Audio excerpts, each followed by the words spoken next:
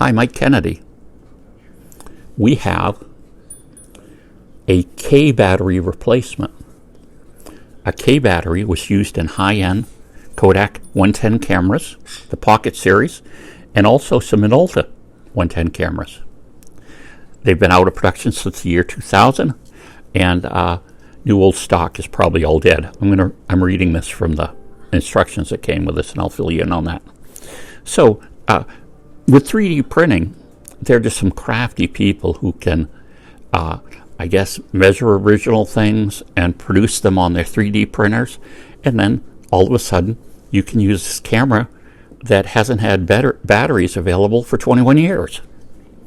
Okay, you simply remove these 4 screws and you can place the batteries inside. You can see that little diagram, the batteries. Also, you'll see down here a piece of foil, and that copper foil is on the outside.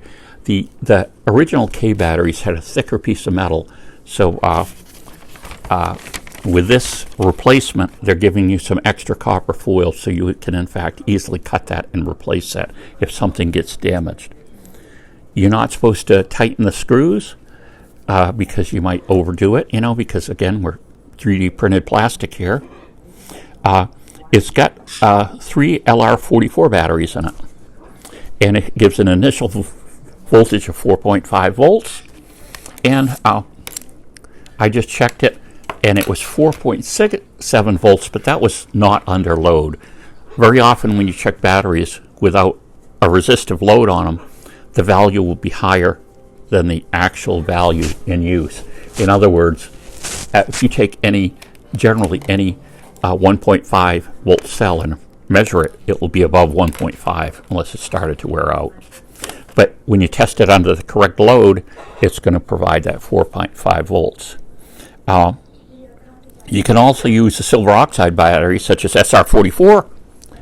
They're slightly lower voltage, but they hold their voltage much steadier as they are consumed. These discharge at a much steeper rate. And this says the schematics work fine with either batteries, as both varieties were sold. So, we're going to give you good luck with your new battery. If you have any problems and need help, feel free to call Eric Bergstrom. And he's kind of calling the company Bergytone. He's 3D printing these and making them available. And it's called Bergytone at yahoo.com. His name is Eric Bergstrom, and he hails from Michigan. So I'll put that in the thing below. Now, this is excellent because all of a sudden you can pop this into, these cameras that have been sitting around for 21 years because you didn't have battery, and you can use them. And some things that people don't realize is 110 film is back in production. There's a company called Lomo on the internet.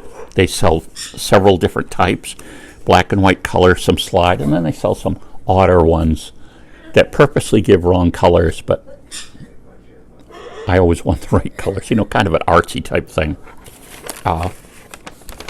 So this is very interesting, and we've got a little bit of supply of copper to replace this if we damaged it. The original battery had a stiff metal piece here, but I think this is really nice that people have the skill to take something, measure it, and recreate it in a 3D printer.